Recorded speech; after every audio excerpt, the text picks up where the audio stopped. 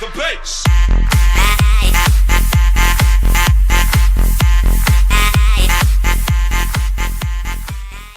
Look at the damage on the bot lane.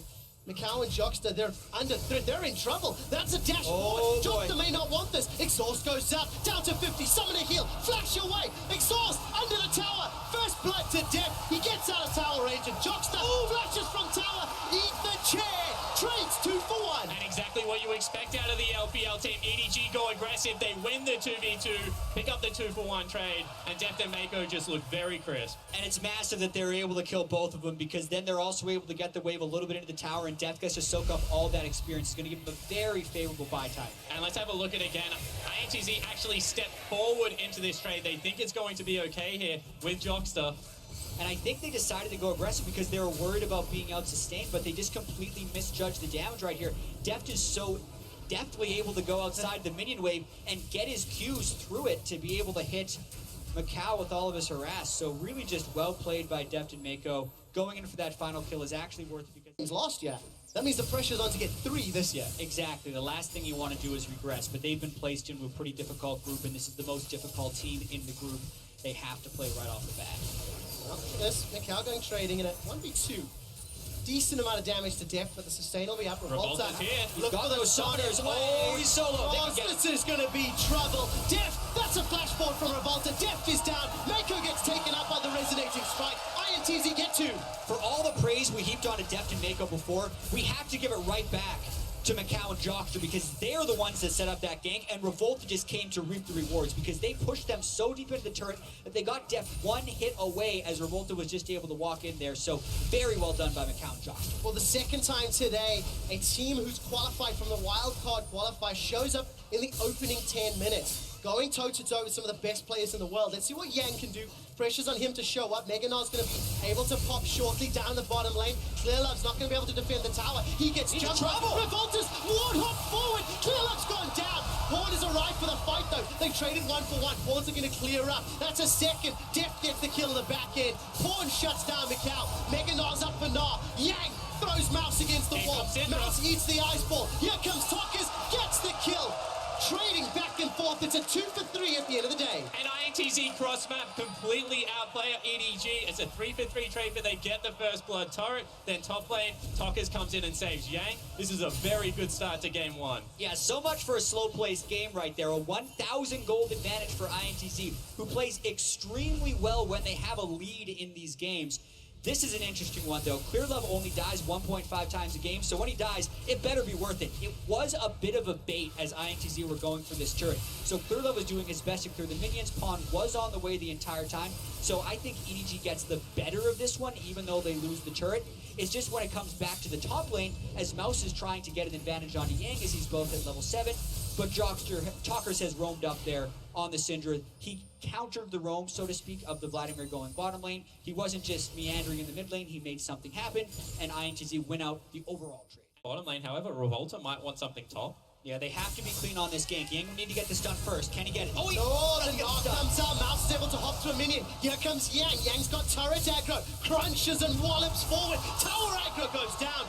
They end up trading 1 for 1, and Revolta's putting damage on the tower. Because of the assist gold, INTZ will get more in that trade, but the question will be about the loss in map pressure. Since Clearlove is back in base, I think that's still okay despite how well Mouse played the game. Not only the map pressure, however, now the CS discrepancy is 32 at 10 minutes into this game. Yang is completely punishing Mouse at this stage. And you have to step back. Revolta, 2-1-2. He hasn't played Lee Sin since the International Wildcard Invitational before MSI. It was a win against the side. I wouldn't be too surprised if EDG just feint back and take the Drake as far as the Mountain Drake is concerned, but Mouse has to be very careful here. I don't even know if he could defend this turret. Revolta just walks up to it. Yeah, it's what they give up in response, and so many times EDG has done this in the LPL where they just give over top side of the map, and Yang wants Mouse. Oh, he got him! Got to find him! The stun! The wall! The pin! Mouse gets knocked backwards! Revolta plays pinball and gets the hat-trick in the game! We said if there was a place to attack EDG, it would definitely be in the top lane against Mouse. 38 CS and 3 deaths later, it's happening. Well, Tokas is going to eat a Hemo Plague. Jockster and Mikau come up. Looking at the minimap, support is coming in for EDG, and Jack coming into the tournament. Mouse had one of the lowest CSDs of all top laners, and you just hit it again. Mouse is falling further and further behind that. Turrets, and that's where the majority of their gold lead is lying right now, as well as that Rift Herald. But coming into the tournament, the expectation was that the CBLOL as a region were becoming more and more strategic.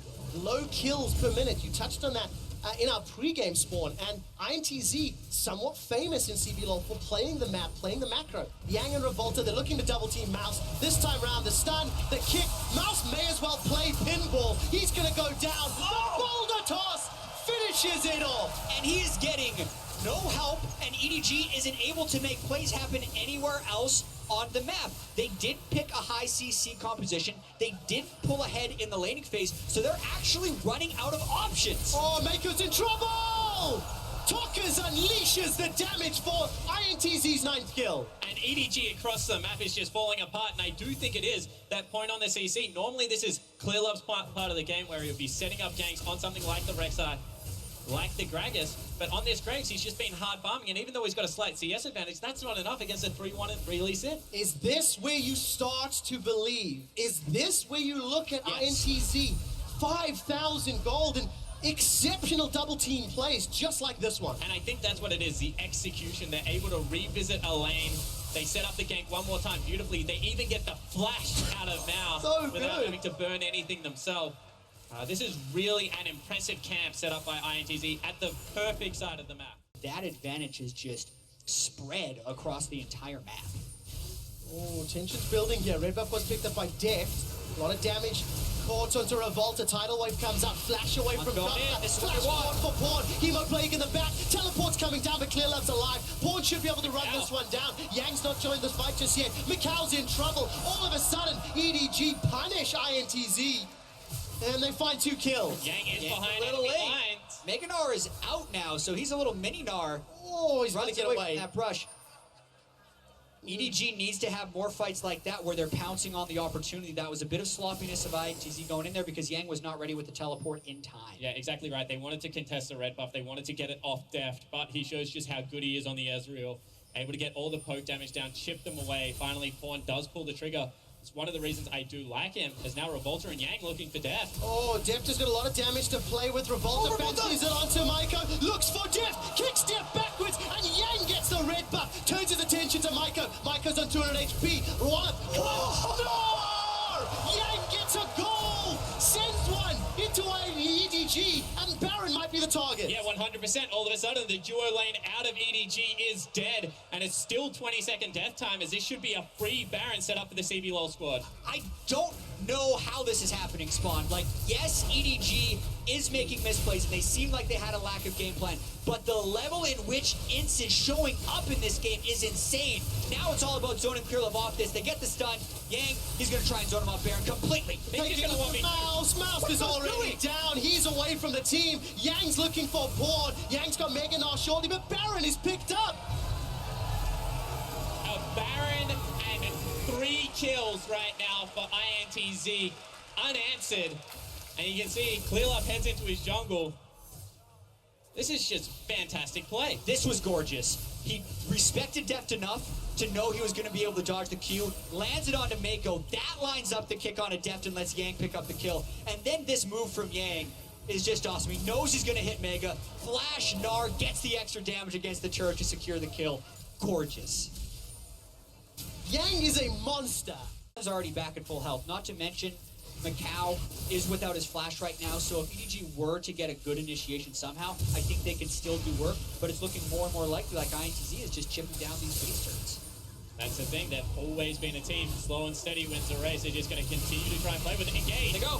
They're onto him. Mikau's in trouble. Glacial Fisher comes down, but Mikau is popped. Pawn survives the unleashed power, and the duo for INTZ are down. Yang's left alone. A little bit of support from Revolta. Look at the bowling ball pin.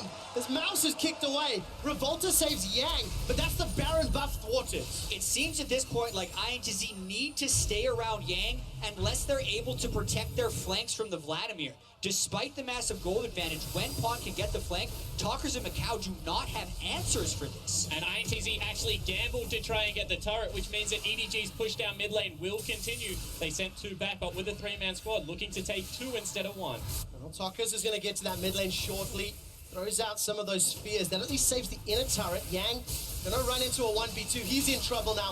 Flash and GA is available. Meganar comes up. Good stun. Yang wants to turn it around. He does it. Now he's looking for Pawn. Remember, Yang can come back. GA is up. It's now a 1v2. Surely he can't do this one. Jockster's running from the river. 1v4. And Yang gets shut down. And they give it over to Deft.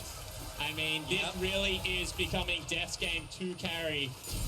Going towards what will be a last whisper now, and the Ezreal very much online. It's all about Deft and Pawn here.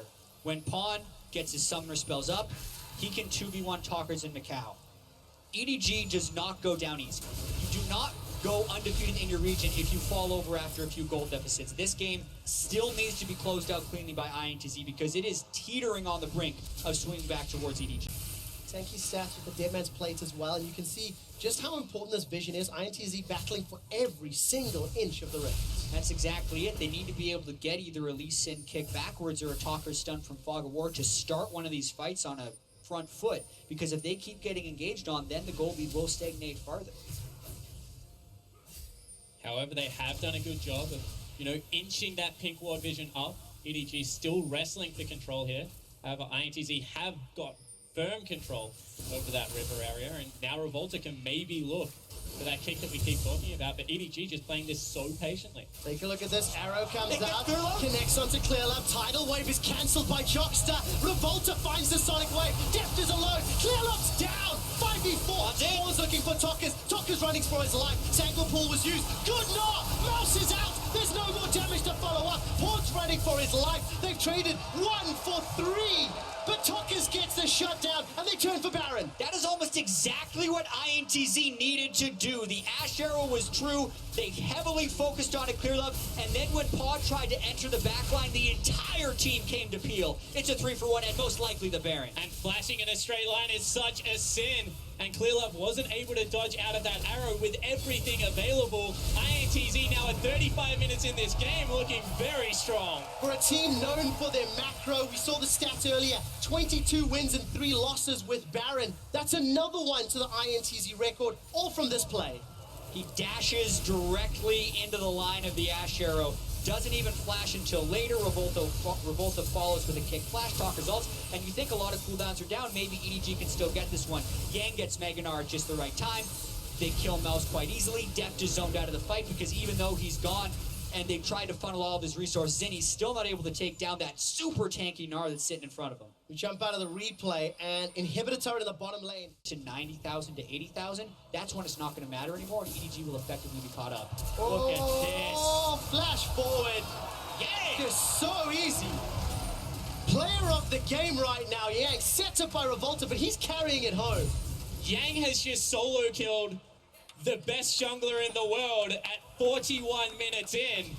But also you have to wonder what the best jungler in the world is doing there. That's why there was quotation He's pushing marks. the inhibitor there. He's trying to keep the minion wave at bay, but they do not have vision. EDG is out of sorts. Deft got stunned. Oh, Ash Arrow finds him. Deft is down. Revolta's looking for more. Doesn't use the Dragon Blade. Does this time round. Deft gets caught. Unleashed power onto Mako.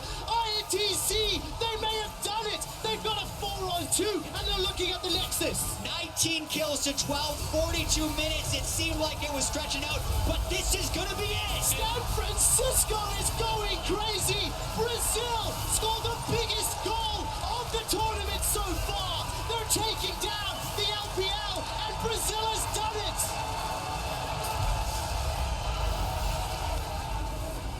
Their first game in the groups. And I'm willing to say this is a bigger upset than Kaboom.